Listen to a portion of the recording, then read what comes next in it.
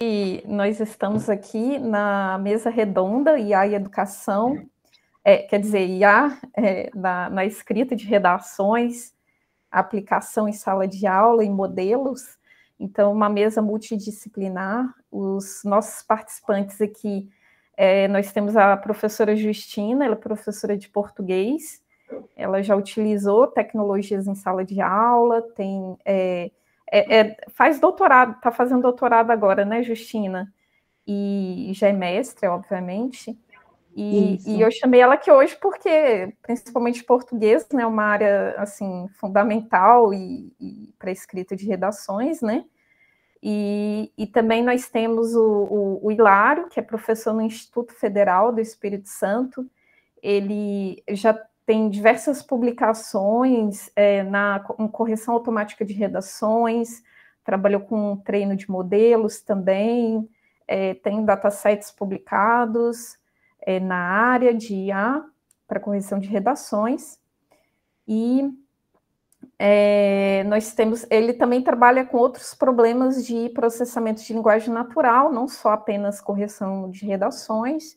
Então, também quem tiver interesse depois de olhar o perfil dele, né, pode também entrar lá no site do Instituto Federal do Espírito Santo, no campus Serra, né? E, por fim, nós temos a Amanda Hassi, que é uma integrante do grupo Brasileiras em NLP, então quisemos colocar uma participante também aqui do nosso grupo para representar. Ela também tem muita experiência também com correção automática de redações IA, então ela dá uma outra perspectiva aqui do nosso grupo. Então a gente tem essas três visões, né? Uma visão mais de sala de aula, né, dessa aplicação, uma visão mais acadêmica e uma visão também mais prática que a Amanda vai trazer para a gente. Bom, e eu, né, eu sou a mediadora, eu sou a Evelyn, eu sou pesquisadora também em processamento de linguagem natural, faço parte também do grupo das brasileiras, e hoje a gente vai conversar sobre esse tema tão importante que é a correção de redações, né? E eu quis também trazer a Justina justamente porque recentemente teve uma lei aprovada, não sei se todo mundo sabe, a Lei 15.100, que proibiu o uso de celulares em escolas, né? Como que isso tem relação com esse tema aqui? Bom, eu acho que a relação é até bem direta. Acho que, eu não sei, uma das perguntas que eu quero fazer para a Justina é justamente disso. Acho que os alunos que têm acesso ao celular, eles poderiam utilizar os chat GPTs da vida para corrigir redações, ver o que está errado, né? Por um lado tem seu uso, mas eu acho que por outro perde, não sei, a Justina vai trazer isso, né? Eu acho que essa lei também trouxe esse tópico de novo para a gente discutir. E também, em termos acadêmicos, a pesquisa desse tema está muito grande, né? Se qualquer pessoa for para uma conferência de IA, pelo menos eu estou sempre revisando artigos dessa área, né? Então, tem muito artigo sobre isso, é importante a gente trazer isso. Bom, essa foi a apresentação inicial, e para começar, eu gostaria justamente de perguntar para a Justina sobre como que está sendo essa adesão dos alunos, se já existe essa adesão, foi uma adesão rápida, os alunos falam se usam mesmo, como que está sendo esse processo na sala de aula? Primeiro, a adesão nessa parte tecnológica por parte dos alunos, quando é por questões pedagógicas, é lenta, né? O aluno, ele adere à tecnologia digital, porque se a gente for também entrar no âmbito do que é tecnologia, é algo bastante complexo, que vem muito antes das questões digitais. Os alunos, eles não gostam de usar a tecnologia para a parte pedagógica, a não ser quando eles entendem que essa tecnologia vai substituir algo, principalmente no que disser, no que tiver a ver com a parte do raciocínio lógico, com a parte de construção, com a parte de adequação de ideias. Então, eles, aí sim, eles vão até a tecnologia. e geralmente eles não dizem, a gente usou a tecnologia.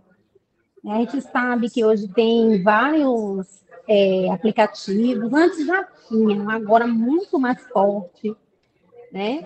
Peraí, gente, só um momentinho, rapidinho, peraí.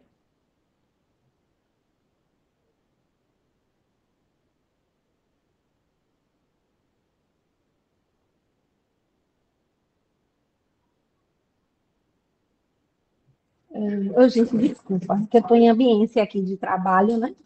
E aí toda hora entra alguém. Aí eu pedi para eles darem uma pausa aqui. Enfim, mas sim, voltemos ao assunto. Então, eles utilizam sim, para que eles utilizam não como complementação, mas como substituição, né? E aí, em meio de rodas de conversas, em momentos que a gente está aplicando uma atividade lúdica, eles falam, não, a gente usou para mudar as palavras, a gente usou para ver uma resposta de uma fórmula. Então, essa adesão pedagógica consciente está lenta. Agora, a adesão pedagógica para substituição daquilo que o aluno tem que fazer está rápida. Entendi, muito bem, obrigada, Justina. Bom, então a gente tem esse panorama aí. Eu perguntei isso porque alguns dos meus alunos, às vezes, confessam utilizar a IA para código, né? Eles falam às vezes, mas acho que realmente nessa parte de terminar o exercício, para terminar o trabalho eles usam, mas para aprender nem todos utilizam, né? Porque pode ser utilizado para esse suporte também, né? Bom, mas partindo agora para uma parte mais teórica, eu gostaria até de saber do Hilário sobre esse histórico, um pouco, né, desses modelos para português, né? Porque acho que em outros países, especificamente Estados Unidos, eu sei que eles utilizam modelos e tudo já, né, de forma prática já há algum tempo. Mas para português, como que foi essa evolução da pesquisa da IA para a correção de redação, Hilário? Você pode dar esse panorama para todo mundo aqui? Opa, claro. Primeiro, boa tarde. Satisfação imensa poder participar, agradecer o convite. Acompanho o projeto de Brasileiros em PLN já tem um certo tempo. Até uso o livro desde a primeira edição aqui como referência nas minhas aulas no mestrado. Então, satisfação poder discutir um pouco desse tema com vocês. Bom, acho assim, que a evolução da adoção em termos de pesquisa, eu acho que ela acompanha um pouco até a própria evolução do idioma em si, né, da área de processamento de linguagem natural. A gente olha um pouco na literatura, a gente tem, por exemplo, as primeiras abordagens usando a ideia de tentar extrair indicadores do texto, por exemplo, o uso de conectivos, a questão do uso da ortografia, correção gramatical, e a partir disso, né, se tenta montar alguma regra, alguma heurística para, a partir disso, tentar derivar ali que seria uma nota, né, com base em algum critério a priori de correção. E aí, com a evolução um pouco desses modelos da área de aprendizado de máquina, começou a se ter abordagem um pouco que a gente chama de dirigida por dados, né, de data-driven. Isso acontece principalmente a partir do desenvolvimento de bases de dados anotadas que a gente tem. E aí começa a se ter a ideia de extrair esses indicadores, ao invés de você estar criando regras manualmente, você treine os modelos para que eles possam criar essas regras, né, automaticamente, e aí, a partir disso, você usa esses modelos treinados, óbvio, com a esperança de que, né, se generalize para novas redações. E aí, acho que a partir ali de 2017, 2018, quando veio já esses modelos mais fortemente baseados em redes neurais, começa a se ter um pouco a adoção primeiro da ideia de redes neurais recorrentes, depois veio a arquitetura Transformer, que é o que hoje está por trás, assim, a arquitetura Core aí, que está por trás desses modelos neurais de linguagem, né, dos LLMs, e aí começa, acho que muda um pouco um paradigma, no sentido que no lugar de você ter a extração dessas features de forma explícita, você começa a ter uma abordagem mais de fim para fim. Você passa o texto, você espera que a partir desse texto, né, a rede neural consiga extrair regras, e a partir disso ela consiga gerar ali uma saída que seja uma nota ou várias notas a partir de algum critério de correção a priori que você estabelece. E aí, assim, mais recentemente você começa a ter esses LLMs, né, que são esses modelos grandes de linguagem, que eu acho que abrem uma outra perspectiva, que além de estimar a nota, esses modelos podem, por exemplo, gerar feedback, que eu acho que é uma questão que é extremamente importante, que até então era muito pouco explorada. Se a gente olhar um pouco para a área de processamento de linguagem natural, né, há 10 anos atrás, assim, antes dessas arquiteturas de rede neural, a gente tinha muito pouca coisa, né, no sentido de geração de linguagem. Né? E a partir dessas arquiteturas se começa a abrir, ou tem uma nova roupagem nessa parte de geração. Então, eu acho que a junção de LLMs, né, com essa tarefa de redação, ela abre a perspectiva de, além de você estimar a nota, né, ou as notas baseadas em diferentes critérios, você tem a questão também de você poder gerar de forma textual, em linguagem natural, né, um feedback ou até uma explicação de como foi que ele chegou nessa nota. Então, eu acho que essa evolução para outros idiomas, como o inglês, ela é bem mais rápida, isso é natural, para ser uma linguagem natural. Em português é um pouco mais lento, né, principalmente porque a gente ainda tem um gargalo muito grande em relação a recursos linguísticos. Ainda tem poucos corpos ainda em português para essa tarefa. A grande maioria que tem, né, é para o ensino médio, principalmente por conta do Enem, mas a gente tem muito poucas bases de dados para outras tarefas de produção textual, que vai para além de redação, né, e para outros níveis, como, por exemplo, ensino fundamental, fundamental 1, fundamental 2, e até para o ensino básico mesmo, como, por exemplo, questão de ditado e outras tarefas. Então, acho que, assim, houve um pouco essa evolução, né, de sair de coisas como distrações explícitas de indicadores e montagem de regras, até para a gente ter abordagens hoje em dia que têm explorado mais, né, esses recursos de LLMs. Ok, muito obrigada, Hilário. Acho que vou até aproveitar esse gancho aí que o Hilário falou e fazer uma pergunta para a Amanda sobre a adoção nas escolas desses modelos, né? Como existe esse gargalo talvez para o ensino fundamental, né? Como que você vê esse tipo de adoção nesse mercado ou só realmente no ensino médio? Como que está essa adoção das escolas? Você tem uma noção disso? Oi, Evelyn, obrigada. Boa tarde para todo mundo, obrigada para quem está aqui assistindo, obrigada pelo convite para participar dessa mesa. É um assunto que me desafia muito ainda, porque justamente, né, é uma questão ainda muito atual, é muito recente. A cada nova atualização, a cada nova abordagem, novas técnicas que surgem, a gente acaba ficando defasado, né? Então é uma coisa que eu gosto muito de pesquisar nessa área, e eu estou atualmente na área de educação, então eu tenho contato com muitas escolas, tanto de ensino fundamental quanto médio, e o que a gente nota, até fazendo, né, esse mesmo gancho aí da evolução dos modelos que o Hilário mencionou, já tem algum tempo que algumas escolas, principalmente privadas, elas já usam modelos de correção automática de redação.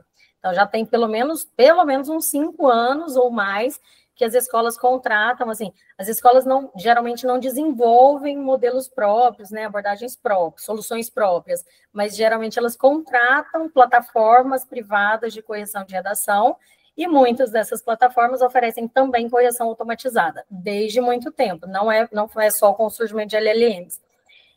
Mas a gente nota essa diferença no paradigma e na própria adesão, porque antes, basicamente, eu acho, escolas particulares contratavam né, serviço de correção automática de redação. Hoje em dia, a gente vê muitas iniciativas públicas também, de governos, de estado, para contratar para as escolas estaduais, para escolas municipais, porque com a evolução desses modelos, a gente ganha muita autonomia, né, para correção automática em grande escala. Então, já se pode pensar, hoje em dia já é possível pensar, né, em correção em massa, assim, para, né, todas as escolas do estado. O estado de São Paulo, por exemplo, tem uma plataforma que é a Redação Paulista, né? Agora, acho que desde o ano passado também eles começaram com a Olimpíada de correção de redação, que é basicamente com correção automática, porque pensa nessa dimensão, né? Pensar na demanda toda de um estado inteiro, de todas as escolas estaduais, né? De um estado inteiro. Fazer isso de forma manual seria inviável. Tanto é que até pouco tempo atrás, muitos alunos de escola pública não tinham nem acesso à correção de redação, porque fazer isso de forma manual é inviável mesmo. Então, a gente percebe aí que já tinha muita escola usando, as escolas estão cada vez aderindo mais a essas tecnologias, tá, de correção automática. A gente nota isso, eu notei isso muito também, existe um evento, que é um evento de tecnologia educacional, que se chama BET Brasil, uma vez por ano que acontece, e junta, assim, todos os... as empresas expõem nesse evento, e aí a gente percebe essa mudança muito grande de paradigma. Por exemplo, em 2023, eram poucos os estandes, poucas as empresas que falavam de correção com IA, de usar IA na correção de redação. Lembrando que, né, o ChatGPT, que foi o que popularizou mais esses modelos, né, de transformers que a gente usa hoje, de LLMs. A popularização do ChatGPT foi ali no final de 2022, né, se não me engano. Então, na BET de 2023, a gente já nota algum movimento ali de algumas empresas falarem do uso de inteligência artificial na educação, mas de modo ainda velado, né? Em 2024, já tinha grande parte das empresas que ofereciam isso como serviço. Agora, em 2025, isso está ainda... Né, as escolas chegam a procurar as empresas para saber se elas realmente estão inovando, estão usando inteligência artificial, porque agora é o boom do momento, né? Então, a gente nota que tem, sim, o cenário brasileiro está bem otimista nesse sentido. Em geral, muitas escolas aderem. Claro que a gente tem que considerar que existe também uma parcela ainda, principalmente de escolas mais tradicionais, ou às vezes mais conservadoras, que exigem ainda que todo esse processo de correção de texto, de correção de redação, seja feito manualmente. Porque, de fato, existem perfis de públicos diferentes, né? Assim, perfis de alunos, tanto de escolas públicas quanto privadas, ou, dependendo da escola, assim, alunos que são mais... que a gente chama de alto nível, né, que já fazem redação, já escrevem muito bem. Então, em geral, essas escolas, elas ainda preferem a correção humana, porque ela, claro, tem potencialidades, tem limitações, né, assim como a automática, mas a gente ainda encontra resistência por parte de algumas escolas. Ok. Interessante, Amanda, eu nem conhecia esse encontro, não, de educação, que tinha essa... E também não sabia desse Redação Paulista, essa Olimpíada, deve ter uns dados interessantes aí para trabalhar, né? Imagino. Até aproveitando isso, eu gostaria de saber, assim, o que seria um desafio que existe? Você falou que existem limitações, né, nesse tipo de modelos, né? É até uma pergunta que depois eu vou pedir para o Hilário também responder, dessa perspectiva da pesquisa atual, né? O Hilário tinha falado dessa falta de dados, né? Porque na parte, quando a gente fala de mercado, né? Os dados, eles podem ser construídos, né? Tem a parte financeira que ajuda nisso, mas na parte acadêmica tem essa limitação também. Mas quais limitações ou avanços você espera em cima dessas limitações, talvez?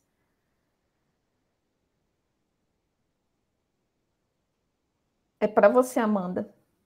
Obrigada, desculpa aí, eu estava... Deu uma travadinha rápida. Então, para mim ainda é uma das grandes limitações para a correção automática, ao meu ver, ainda é a qualidade dos OCRs.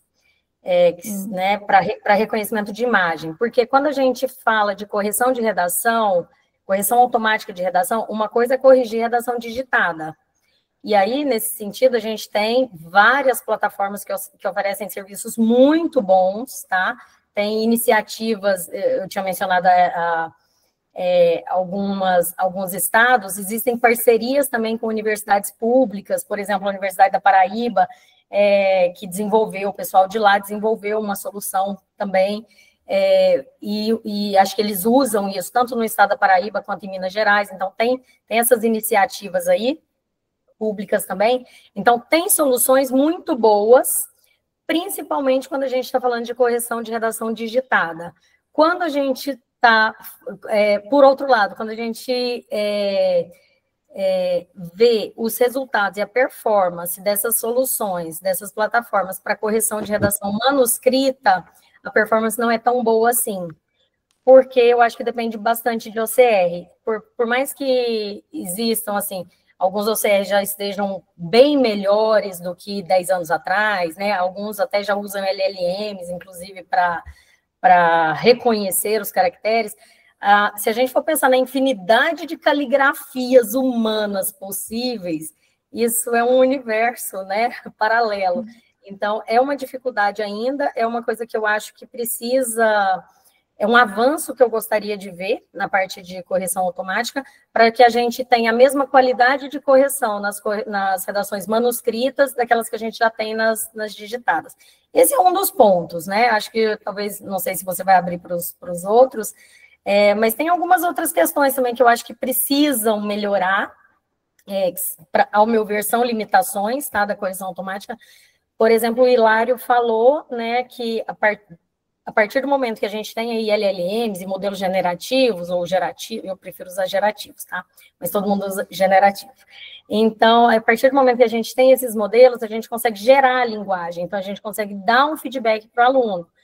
Porém, é um feedback meio blá, assim, meio... Não é uma coisa super útil, não é uma análise aprofundada de texto, né? O ChatGPT, por exemplo, que é o mais comum, que é o que está sendo um dos mais usados, ele não tem noção clara de alguns conceitos que são fundamentais para a linguística textual. Então, quem é da área de correção de redação mesmo, assim, quem é da sala de aula, quem entende de linguística textual, se pega os feedbacks que o ChatGPT dá, a gente vê que às vezes ele confunde coesão e coerência. Ele não tem muita noção do que seja foco narrativo, tópico frasal, distorção do foco temático. Então, às vezes, ele até usa esses conceitos de forma muito leviana, o que significa que, do ponto de vista pedagógico da correção de redação, isso não é tão útil para o aluno. Tá? Ele traz um feedback, sim, geralmente é um feedback ok, porque é correto, assim, dificilmente ele vai né, existem alucinações ainda, existem sim, mas isso é um pouco mais raro de acontecer. O que acontece, que a gente vê na prática, é que esses feedbacks, eles não são tão úteis, porque eles são mais superficiais, eles abordam de uma maneira não tão aprofundada, ele não faz uma análise linguística aprofundada, assim como um humano teria condição de fazer, certo? Por outro lado, é importante a gente reconhecer que tem potencialidade, né, na correção automática, porque o humano também não consegue corrigir. Eu acho que um humano normal, sem tomar remédio, não consegue corrigir mais de 100 redações por dia, né? Acho que mesmo tomando remédio tem uma limitação também que... Existe viés, existe cansaço humano, existe uma série de questões que são resolvidas pela correção automática. Mas, por outro lado, a correção automática não consegue se aprofundar tanto para ser útil, principalmente para aqueles alunos que já têm uma noção melhor de redação, que já têm uma escrita melhor. Então, por exemplo, pensando num perfil de aluno Enem, tá? O aluno que é mediano, que tira ali em torno de 640, 720, 760, para esse aluno, a correção automática ainda é muito boa, né? Ela dá uma nota ok, ele dá um feedback ok. Agora, um aluno que já é um perfil 880, 800 mais, ele não tira tanto proveito assim de um feedback de ChatGPT, por exemplo. Tá? Então, eu acho que é importante a gente considerar os diferentes perfis, né, as aplicabilidades, para quem que serve, para quem que pode ser mais útil. Ok. Obrigada, Amanda. Oi, Justina, aproveitando, eu vi você ouvindo o que a Amanda falou. Você já chegou a testar o ChatGPT sozinho com alunos para ver esse feedback? O que você achou? Você concorda com a Amanda a respeito disso? Deixa eu falar uma coisa para vocês. Eu nunca corrigi redação, nem por plataformas, né? Que as escolas privadas têm, sim, essas plataformas. E já corrigi Enem, mas é diferente. Eu concordo com a Amanda, sim, porque cada texto ele tem a personalidade do seu escritor, né? Tem ali a sua cara, tem ali o seu jeito. E uma máquina, de nenhuma forma, vai conseguir detectar esses detalhes, né? Essas coisas que está implícita, que está interna naquele texto que foi construído. Então, é interessante usar, sim, essa correção, mas vai ter que ter um acompanhamento humano, porque senão, o que é que vai acontecer? Vai ser uma coisa muito superficial, uma coisa muito padronizada, e escrita nenhuma é padronizada. Até quando a gente usa o próprio ChatGPT para construir textos, ele traz vários estilos. Imagine um ser humano, ele não pode fazer, né? Então, é muito complicado. É uma coisa que não pode ser descartada, mas que tem que ser usada de forma muito consciente, muito responsável. E assim, quem conhece o seu aluno, o perfil do aluno, é quem está com o aluno no dia a dia. A máquina ela nunca vai conseguir detectar isso. É como eu disse, as tecnologias ela vêm para complementar, mediar, facilitar, mas ela nunca vai conseguir substituir as reflexões humanas.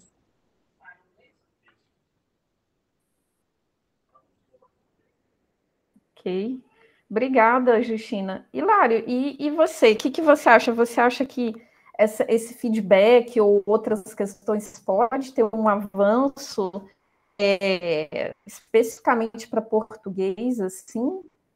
Ou tem algum outro avanço que você consegue visualizar nessa área? Acho que, assim, complementando um pouco do que a Amanda e a Justina comentaram, eu acho que tem, assim, pegar duas perspectivas, né? Uma perspectiva, talvez, de uma evolução numa aplicação um pouco mais prática.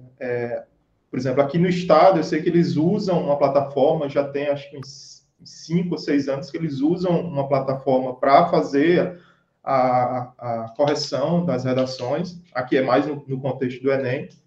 Tanto eles têm um estudo de caso grande aqui da evolução que a plataforma trouxe para o desempenho aqui do Estado nas provas do Enem. Acho que saiu, se não me falha a memória, acho que era o 11º lugar, chegou a ser um dos primeiros lugares, assim.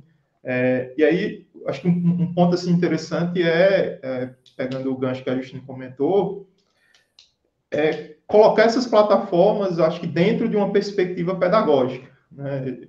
Eu acho que isso que é importante. Eu acho que às vezes a gente acha que a IA vai vir e vai ser o salvador de todos os problemas. Igual como foi mais ou menos o celular. Acho que o celular veio com a perspectiva, logo no início, de ser usado como uma ferramenta pedagógica para auxiliar os alunos e tudo mais. Acabou não sendo usado, em sua maioria, para esse fim, né? Tanto que teve essa questão da proibição. Eu acho que um pouco da IA vem um pouco nesse sentido. Por exemplo, nesse estudo de caso aqui do Estado, acho que um desafio que eles tiveram foi colocar a plataforma dentro de um contexto mais amplo de um projeto pedagógico, até para poder fazer algumas coisas, por exemplo, que a Amanda comentou, de tentar fazer com que a ferramenta possa ter um contexto mais amplo, né, de entender um pouco assim o contexto de cada aluno e a partir disso, né, o modelo possa se adaptar à realidade de cada aluno. Acho que isso é uma questão que eu acho que é importante. E principalmente no Brasil, né, que é um país imenso, a gente tem desde escolas com uma infraestrutura, né, muito boa até escolas onde não tem internet, né? Eu tive a oportunidade de participar de um projeto piloto com o MEC para correção de redações e a gente via um pouco dessa realidade. No início a gente pensava, a gente vai conseguir vir aqui treinar um modelo de LLM, vai conseguir adaptar o modelo, vir aqui usar, mas de repente a diretora da escola diz, a gente não tem nem internet aqui, não tem nem água, na verdade, aqui na escola. Ou então tem lugares que tinha água demais, que a escola ficava em cima de uma plataforma flutuante. Então a gente começava a ver que, assim, tinha outras questões que vão para além, assim, da IA, né, que é um desafio por si só. Então, eu acho que dessa perspectiva um pouco mais prática, eu acho que tem várias startups, tem várias empresas que provêm essas soluções. Eu acho que essas soluções precisam ser colocadas, e algumas delas têm já iniciativa nesse sentido, né, de um contexto mais amplo pedagógico. Acho que isso é importante. Então, do ponto de vista de fazer essa transição de pesquisa para uma aplicação mais prática, de impacto real, acho que precisa disso. Precisa um pouco de planejar nesse sentido. De uma perspectiva, acho que mais de pesquisa, tá? Um outro lado que eu interajo bastante, acho que um dos gargalos, acho que precisa evoluir, como eu falei, é o desenvolvimento de recursos, né? A gente tem muito poucos recursos que possam, obviamente, é aquela questão, né? Você tem aquela pesquisa básica, de desenvolver os recursos, de investigar os modelos, e isso, obviamente, impacta depois na aplicação fim, né? Então, acho que são duas perspectivas que são importantes. E aí, em termos de recursos, a gente tem muito poucos datasets, né? Até, acho que a Amanda comentou, né, que o desempenho, né, dessas ferramentas de correção, quando você tem um texto já digitalizado, a partir do momento que você traz um texto manuscrito, é uma outra realidade totalmente diferente, né? A gente teve um pouco dessa experiência desse projeto. Eu até brinco com um caso de uma redação, assim, que eu mesmo, quando eu peguei a redação, a parte manuscrita nem eu consegui entender. Você imagina o OCR. Eu brinco que eu entendi 3 palavras na época. Era Goku, Freeza e Kuririn, que eu acho que era no desenho de Dragon Ball, para quem lembra. As outras palavras eu não entendi, basicamente. Você imagina, se eu imagino que eu ser inteligente, eu não consegui entender, para além dessas 3 palavras, você imagina um OCR. Então, a gente tinha uma drástica queda de desempenho quando a gente fazia a questão da digitalização das imagens. Porque até então a ideia do projeto era que o professor pudesse tirar a foto da redação, essa foto era digitalizada, era enviada para o serviço de processamento de linguagem natural e ele fazia a correção, né? Eu acho assim, tem evoluído, né? Por exemplo, ano passado eu tive uma grata surpresa, teve uma competição ano passado só com essa parte de redação, a parte de escrita, né, que foi uma competição que aconteceu no Wikidata, uma conferência grande. Depois, quem tiver interesse, tem a base de dados disponibilizada pelos autores. Então, eu acho que esse é um desafio também que é importante. Eu acho que é o desenvolvimento dos modelos e dos recursos para poder evoluir os modelos, personalizar os modelos. Acho que hoje em dia é muito genérico o feedback que é dado. Então, e um outro é como a gente pega essas soluções e a gente consegue integrar essas soluções num contexto mais amplo, né, de um projeto pedagógico e possa interagir até com outros sistemas a nível educacional, né, para que possa, de fato, poder prover essa personalização que a gente espera que esses modelos possam, né, fornecer, tanto para o aluno, como também para o professor. Ok, muito bom, Hilário.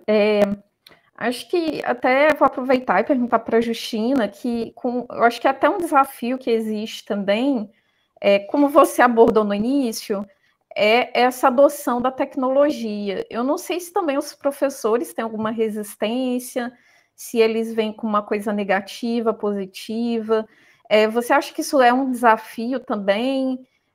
Como que o professor pode se adaptar? Porque eu acho que por mais que tenha gente que é contra, acho que a IA chegou para ficar, né, nas nossas vidas e tudo, não tem jeito. Mas você acha que é um desafio? Se o professor, como o professor poderia se adaptar? Como você está se adaptando? Você pode comentar a respeito um pouco disso, Justina? O professor, ele é uma peça-chave nesse processo. E eu, como já estive nesse lugar de professora e de coordenadora, ainda hoje estou mais como professora, eles são resistentes. Por quê? A gente sabe da realidade do professor, eu vou dizer principalmente da realidade daqui, Salvador, da Bahia. O professor, ele é Uma pessoa que às vezes trabalha 60 horas, né? Que está em busca ali da sua sobrevivência. E para o professor, aí há um desafio, porque ele vai ter que se reinventar, né? Não vai mais, não cabe mais. E nossos alunos hoje, eles estão igual a IA, eles são acelerados, eles são multifoco.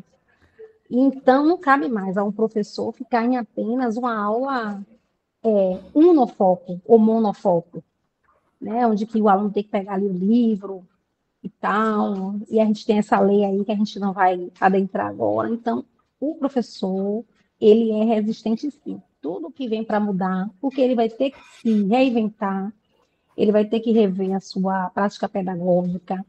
A gente não vai poder mais se prender apenas conteúdos, né? A gente não vai poder se prender apenas contextualizações.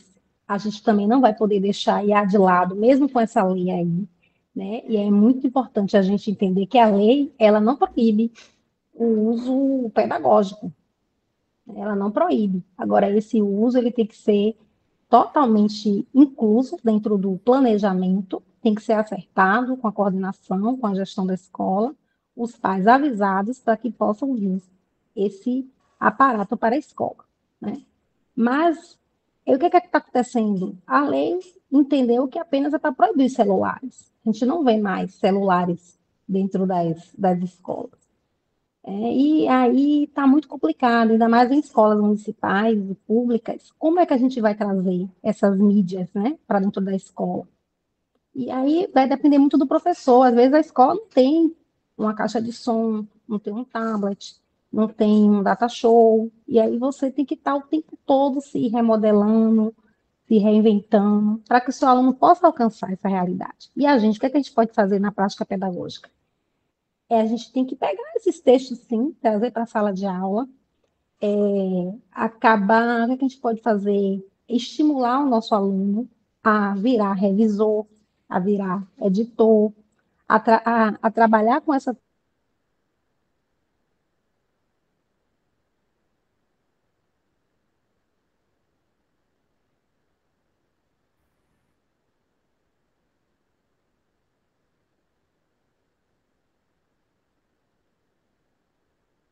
Ela travou só para Acho que mim? congelou para vocês também. Aham, acho que ela travou. É. Esperar um pouquinho aqui. Se alguém quiser, como a Graça falou, colocar algumas perguntas já também, daqui a pouco a gente já vai fazer um encerramento também, pedir para cada um concluir. Evelyn, E aí, posso só fazer o... Não, desculpa. claro, não, é só para quem quiser colocar pergunta também no chat ou aguardar, né? Não, eu ia só puxar um gancho até a Justina voltar, para ela terminar a fala dela, em relação a isso que ela estava falando, né? Tudo bem, ok, está proibido o celular em sala de aula, mas assim, a tecnologia não é só pelo celular, né? As escolas que têm computadores, por exemplo, né, elas podem usar tecnologia falando de maneira bem geral mesmo, e quando ela diz, né, quando ela falou sobre os professores terem que se reinventar, enfim, eu acho que é importante pontuar também que em muitas escolas, principalmente escolas públicas, tá? Tem muitos alunos de escolas públicas que nunca tiveram uma correção de redação, nunca tiveram uma redação corrigida. Eles até produzem redação, mas eles não têm a redação corrigida. Porque o professor de sala de aula não tem condição, dando aula de manhã, à tarde e à noite, em várias escolas, em várias turmas, de corrigir essas redações. Então, né, o professor tem que se adaptar e se reinventar, mas, de fato, a IA está trazendo aí essa possibilidade, né, para os alunos de terem seus textos corrigidos, de terem um feedback para esses textos, e, de certa forma, isso facilita também o trabalho do professor, né? Isso é verdade. Tem essa... Deixa eu ver se é Justina. Acho que ela vai tentar voltar aqui.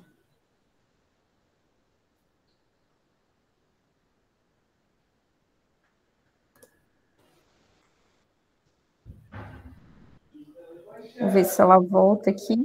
É melhor continuar, Evelyn. Quando ela voltar, retoma com ela. Vou pedir, então, talvez a gente possa fazer um fechamento aqui, eu vou pedir para cada um, aí quando ela voltar, ela também pode concluir, fazer um fechamento, concluir com os pensamentos sobre a área, alguma reflexão, tudo que foi discutido aqui hoje. Não sei se a Amanda ou o Hilário quer começar também, fazer essa conclusão. Bom, posso começar aqui, sim. Ok. Bom, eu acho assim que, está pegando o gancho que a Justina estava comentando, eu acho que assim, essa expansão da IA acho que é inevitável, assim, acho que acho que é uma corrida que já está acontecendo e eu acho que não tem mais volta. Eu acho que a gente pode pensar em diferentes perspectivas no sentido de que a gente pode pensar, por um lado, a ideia de que a IA vai dominar tudo, a gente só vai fazer, né, trabalhos extremamente prazerosos, aí a IA vai tomar decisão em tudo, a gente não vai fazer basicamente mais nada. Eu acho que não é uma realidade tão interessante para a gente. Talvez de uma outra perspectiva, no outro extremo, a gente pode ter a ideia de que a IA vai, né, perder o controle e aí algo está um pouco mais para além da educação. E aí vai ser Arnold Schwarzenegger, aquele negócio do homem ser o criador de algo que é seu potencial destruidor.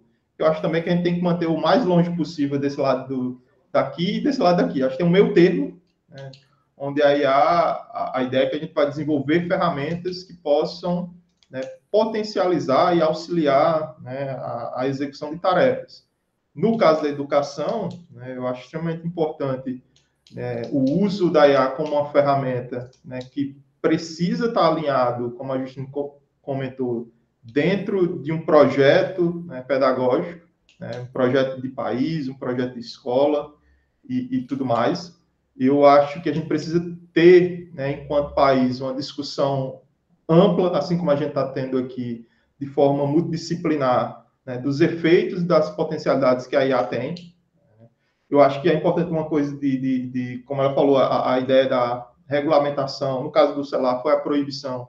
Mas eu acho que precisa ter um pouco da regulamentação. Acho que o Brasil tem até um projeto de lei, acho que é o 2338 de 2023, se não me falha a memória, né, que é o marco da regulação da IA. Inclusive, ele coloca alguns pontos e tem um impacto para a adoção de IA na educação. Por exemplo, ele classifica sistemas de correção de redação como um sistema de alto risco. Apesar que a definição de alto risco, pelo menos para mim, no projeto de lei, acho que é meio amplo, assim, um pouco ambíguo, mas ele coloca, por exemplo, que esse tipo de sistema é um tipo de sistema que precisa ter um acompanhamento humano e ele precisa ter, né, ter uma explicabilidade da tomada de decisão que ele tem.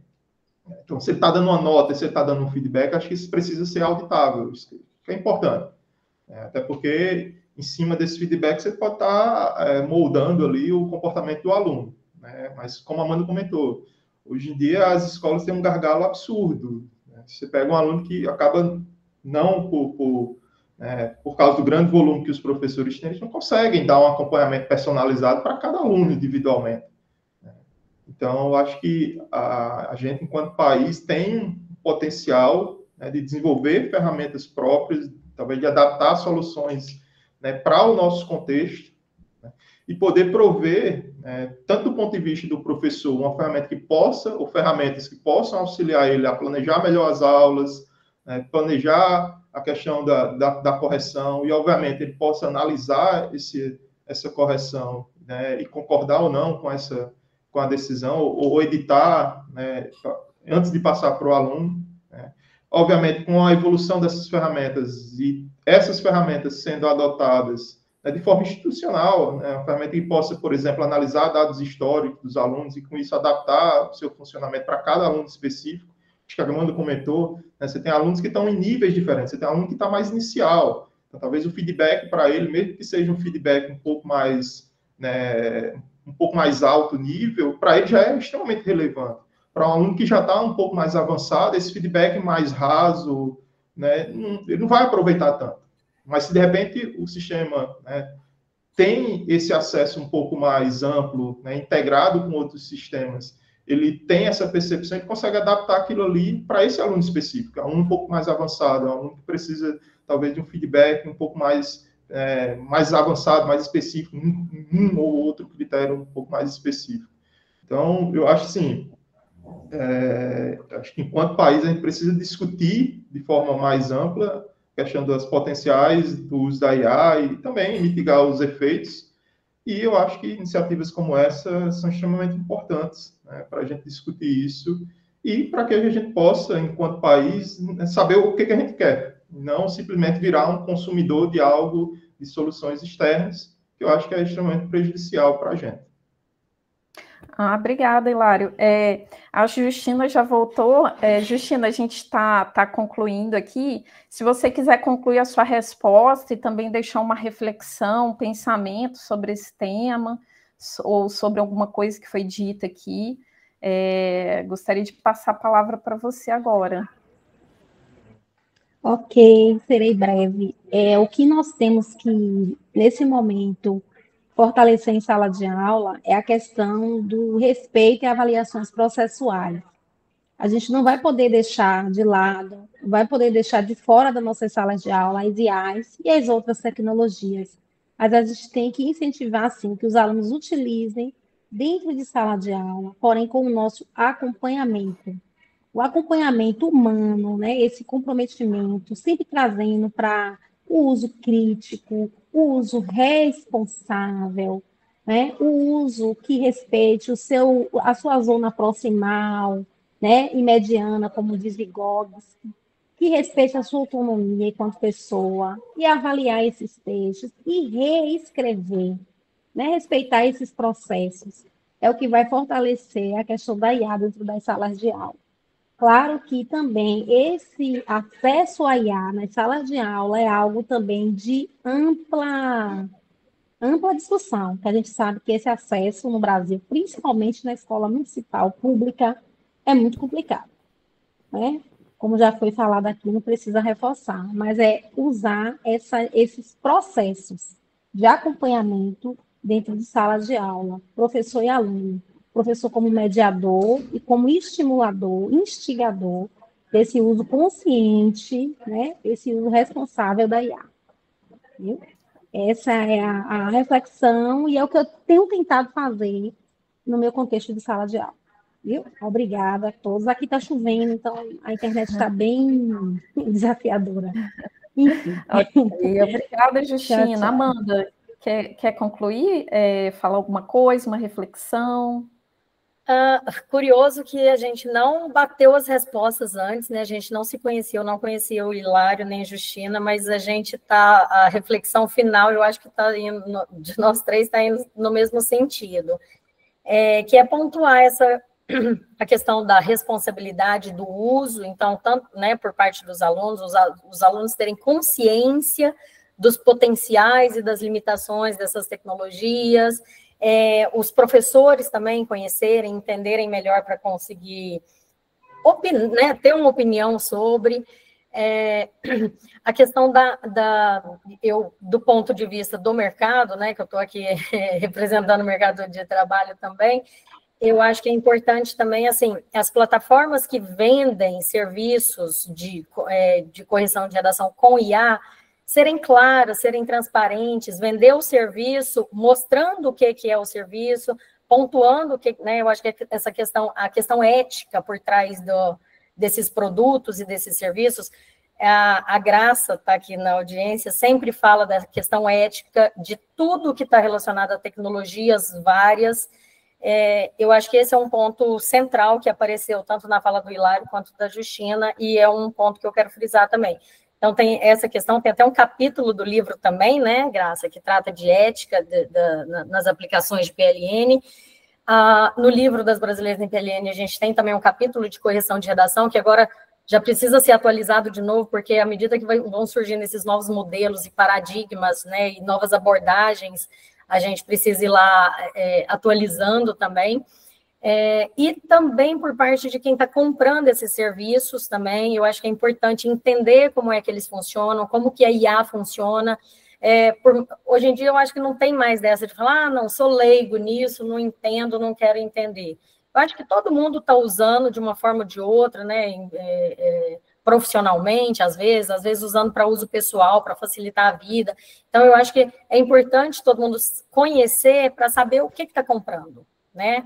O que está adquirindo, quais são as potencialidades. O Hilário mencionou também essa questão dos modelos serem explicáveis. Isso é muito importante para a correção de redação, porque a correção de redação não é estritamente avaliativa, não é só ir lá e dar uma nota, né? Por mais que a gente consiga, ainda que a gente consiga reprodutibilidade em avaliar, em dar nota, né, para as redações, também precisa ter esse caráter pedagógico, que é explicar por que aquela nota está sendo dada, por que aquela nota, o que o aluno tem que fazer para melhorar aquela nota, em que pontos específicos ele conseguiria melhorar.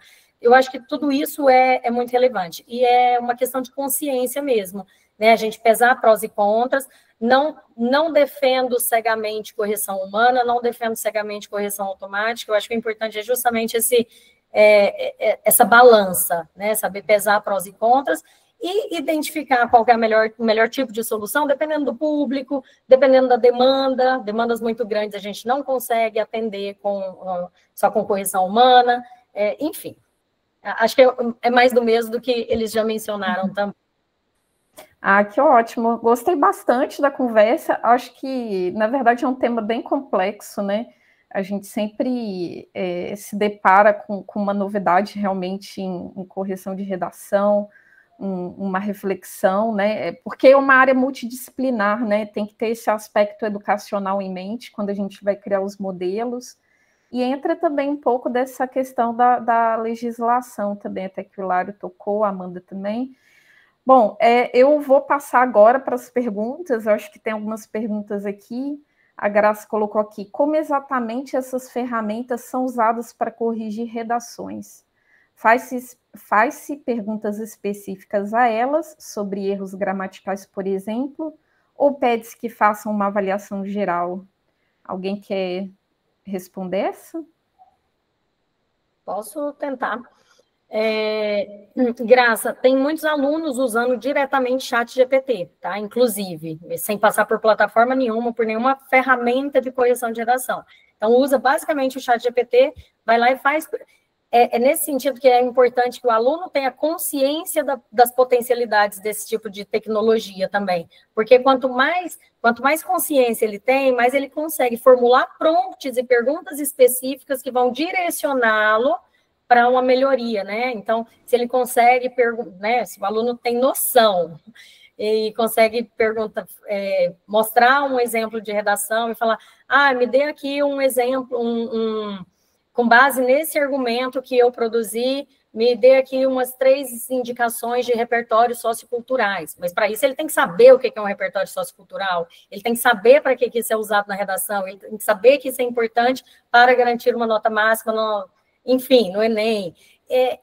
Então, à medida que ele tem mais conhecimento e mais consciência do que ele está fazendo, o que é uma produção textual, ele consegue, ele mesmo, simplesmente usando um ChatGPT, buscar melhorias para um texto dele. Ou buscar exemplos. ChatGPT me dá 3 exemplos aí de introdução de redação sobre o tema X. Ele consegue usar isso de forma consciente, com um caráter pedagógico, que vai ensinar, que vai instruir. Isso é muito bacana. As plataformas de correção de redação, muitas delas usam também LLMs, tá? Mas tem muitas que ainda usam também técnicas mais antigas, abordagem simbólica, tem abordagem estatística, algumas usam ferramentas prontas, como Language Tool. Eu acho que o de São Paulo mesmo, que eu falei, né? A redação paulista é uma ferramenta que ainda usa o Language Tool, que é um repositório com um monte de regras. Então, é um tipo de abordagem que ainda é usada também, combinada com vários outros, combinados com modelos neurais, para atribuir nota, com LLMs, para dar feedback. Então, em geral, as plataformas de correção de redação que usam IA, elas combinam diferentes abordagens, tá? Tanto as mais tradicionais quanto as mais recentes. Se quiserem complementar, fica à vontade. Ok. Pessoal, só um aviso que a Justina precisou sair por questões do trabalho dela, tá? Vou passar para a próxima pergunta, da Liv. Foi falado sobre o papel do professor que conhece seu aluno e dará um feedback assertivo pedagogicamente, e na dificuldade de substituir esse feedback pela IA, no caso de concursos públicos, vestibulares, onde a redação é uma prova, e o papel pedagógico da redação é outro. Como seria utilizar a IA nesse caso? Os critérios de adoção seriam outros? Você quer responder, Silário? Posso tentar. Então, eu acho que nesse caso, principalmente pegar um caso de um Enem ou de um concurso, pegar do Enem como talvez o caso mais próximo, que acho que é uma prova que é mais em volume, né? Você tem uma quantidade absurda de redações ali, e de certa forma você não precisa dar um feedback, né? Mas você precisa, eu acho que até por questão de auditoria, ter modelos que consigam depois num eventual questionamento, você conseguir explicar por que ele chegou naquela nota. Por exemplo, tem alguns portais que oferecem serviço, acho que o Brasil Escola oferece um serviço onde os alunos podem enviar a redação, acho que todo mês eles abrem temas, né, como se fosse um treinamento para o Enem, né, e os alunos podem enviar as redações. Até pouco tempo você tinha a sua redação corrigida por um ano, tinha um feedback, essas redações, pelo menos algumas delas são postadas no site, fica lá um banco de redações e tudo mais.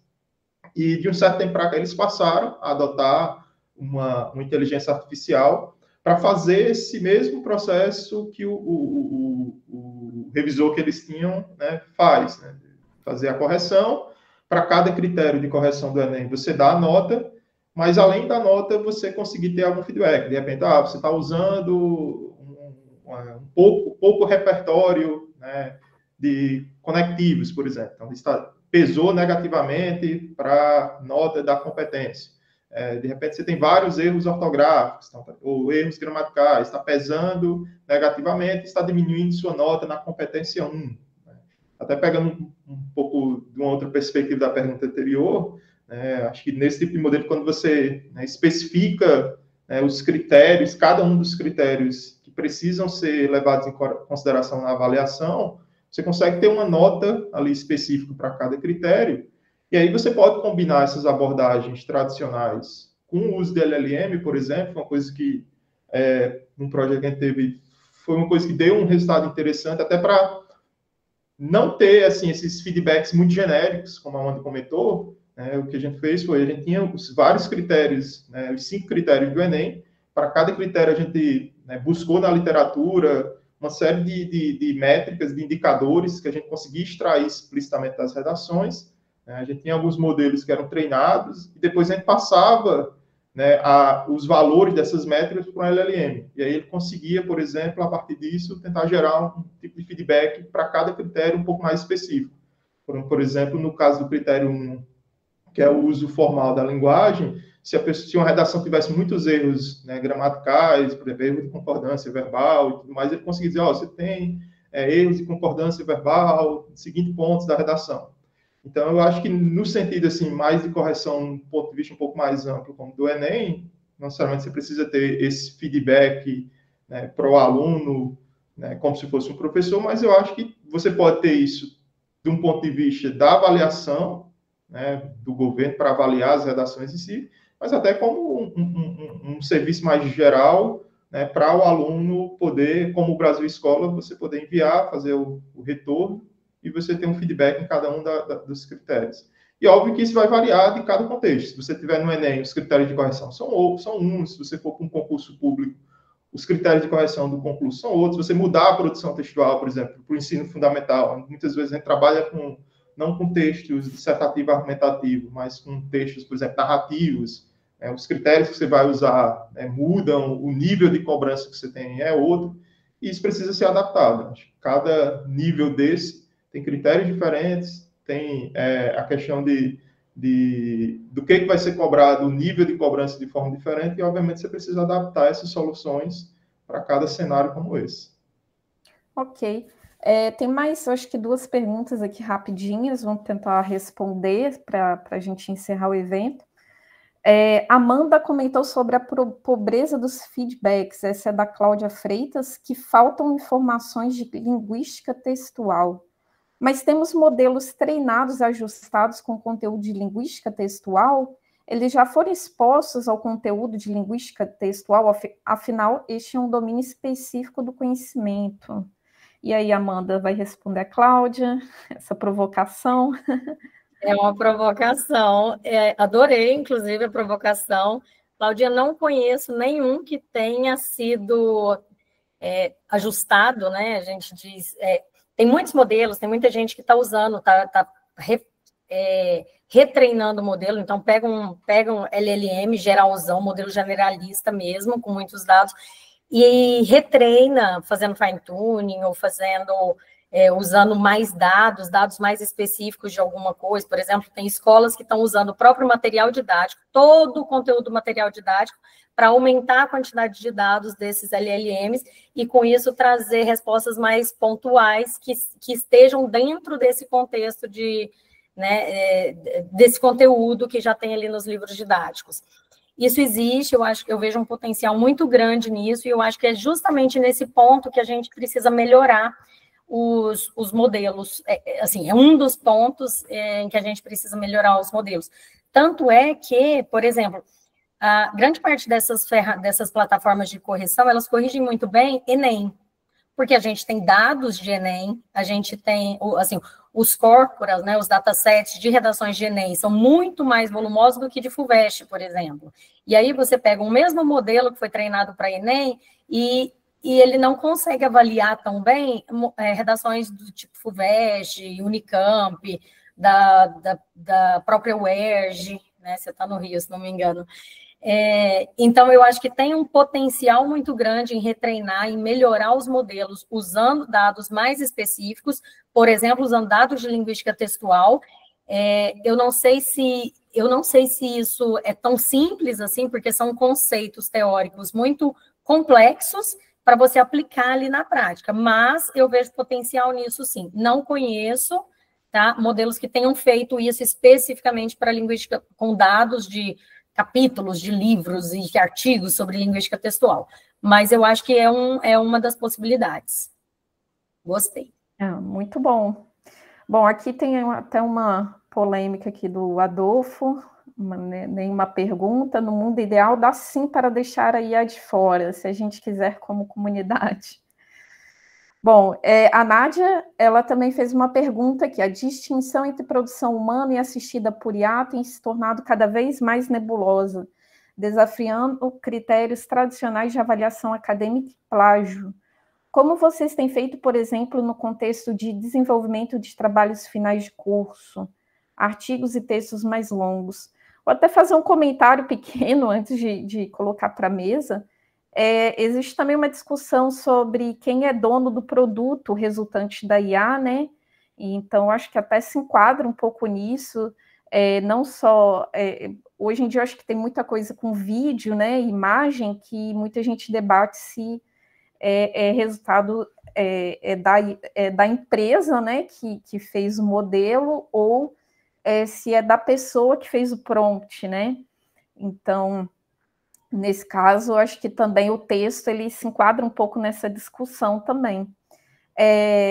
Bom, eu não sei ainda, eu não estou por dentro dessas coisas, eu não sei se a Amanda ou o Hilário querem dar o seu pitaco nessa complexa pergunta da Nádia.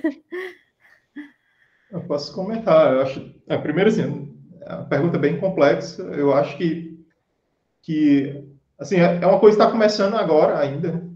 Acho que até tem plataformas que hoje que vendem essa questão de tentar identificar se um texto foi gerado ou não como IA. Acho que no início ela era muito no sentido de que é um texto de humano, é um texto de IA. Que tem erros absurdos. Eu lembro que logo no início eu coloquei um texto de um artigo que eu fiz em 2011, eu acho, ele disse que era de IA. Mas, me senti como de volta ao futuro, assim. Eu usei IA naquela época para gerar o texto. Tem outros casos, tem gente que colocou texto de Machado de Assis e às vezes era gerado com IA. Então, assim, primeiro, essas plataformas, eu acho que você tem que... Elas são extremamente instáveis ainda, né? Depois de um tempo, eles começaram a mudar um pouco, né? Tanto que hoje você tem plataformas mais avançadas que ele não é a ideia de que é gerado por IA ou é humano. Ela tem um meio termo, que é a ideia que é uma produção híbrida aí, né? Você pode ter uma parte do texto que potencialmente foi gerado por IA, você tem uma parte do texto que potencialmente é uma parte mais humana, mas mesmo assim essas plataformas têm uma assertividade que não é tão alta, né? Tem vários até artigos que investigam um pouco sobre isso. Eu acho que é uma questão complexa. Aqui a gente usa até, o Instituto usa de forma institucional uma plataforma que foi comprada, né? Eu sempre passo os textos dos meus alunos e os meus próprios textos lá para analisar, mas eu acho que você tem que analisar com um pouco um pé atrás, né? Porque também tem muito falso positivo. Claro que hoje em dia, assim, você tem discussões até a nível acadêmico. Você vê, infelizmente, tem gente que está usando esse tipo de modelo para revisar os artigos. E a gente já vê revisões, né, genéricas, até com revisões que dá para ver que tem um texto lá do LLM, né? Eu sou um LLM, a pessoa nem leu a revisão. Então, acho que isso é um exemplo clássico, claro, assim, do mau uso da IA, que eu acho que vai ser algo que ainda vai dar muita discussão, né, de como a gente vai tentar mitigar esse tipo de problema. O que eu acho que tem que passar um pouco é do letramento dos alunos, né, de tentar mostrar a ele o quanto isso é uma prática, né, que não é ética, que deveria ser evitada. E, obviamente, as ferramentas vão tentar evoluir o máximo possível para tentar fazer esse tipo de detecção. Mas hoje em dia eu acho que para usar esse tipo de ferramenta você precisa usar com um pouco de cautela, porque vai acontecer muito de estar falso positivo. Tem vários casos, até de professor que reprovou uma turma inteira por conta disso, depois viu que não era bem o caso. Tem gente que coloca, acho que a Graça colocou aqui, coloca prompts escondidos, né? Sim. Teve até uma discussão no LinkedIn recentemente que eu vi com isso. Então, eu acho que é um processo que está começando e que ainda vai ser bem complicado, assim. É verdade. Amanda, quer falar? Acho que está mutada, Amanda. Obrigada. A Nádia quer a resposta de $1 milhão, né, Nádia? Queria só contribuir que eu já testei inúmeras plataformas, tanto privadas quanto, assim, algumas gratuitas, outras pagas, né, de todas as que dizem que identificam se um texto foi gerado por IA ou feito por humano e tal. É exatamente isso daí que o Hilário tá falando. Algumas funcionam melhor, outras pior, mas é impossível dar um resultado que seja 100% confiável, a não ser que, obviamente, esteja lá escrito esse resultado foi gerado pelo ChatGPT, porque em alguns momentos, inclusive, isso passa, tá? Em redação é até comum a gente ver isso. O aluno copia a resposta né? Ele pede para o ChatGPT fazer uma redação para ele copia a resposta na íntegra, inclusive com aquela partezinha, este texto foi gerado por IA, e cola lá. Então, inclusive, isso acontece, infelizmente. Mas uma coisa que eu já vi que tem dado alguns resultados legais são treinar modelos especificamente com aquele tipo de texto, com aquele gênero textual, assim, com aquele tipo de texto que você trabalha. Por exemplo, eu sei que da área jurídica, eu não lembro se foi do Jus Brasil que publicou alguma coisa, teve uma empresa grande que demonstrou uns resultados que eu achei interessantes, que, assim, eles usam LLM, né, e eles treinam o modelo que identifica se foi feito por humano ou por IA, eles treinam em textos jurídicos mesmo, assim, daquele grupo textual. E aí eles conseguem ter resultados melhores. A gente já fez teste também usando redação. Então, usando redação de aluno, que a gente garante, né, que é de aluno, porque é redação de antes de 2022, quando os alunos realmente escreviam, e aí a gente tem garantia de que esses textos foram feitos por humanos. E aí treina, por outro lado, né, dá uma outra classe de textos que foram feitos por inteligência artificial, porque a gente criou o dataset usando inteligência artificial. Então, quando quando esses modelos eles são mais específicos eu estou chamando de gênero, mas não é nem gênero textual, não é tipo textual, é tipo de texto. Domínio. Domínio, obrigada, Liv. Domínio. Por domínio, a tendência é que esses identificadores performem melhor do que eu já tenho visto.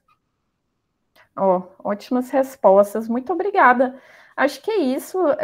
Acho que agradeço todo mundo aqui que participou. Tivemos muitas participações hoje, fiquei muito feliz.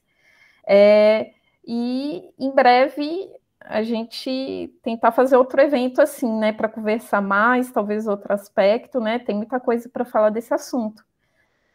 Obrigada, pessoal. Obrigada, Hilário, Amanda, Graça. Obrigado.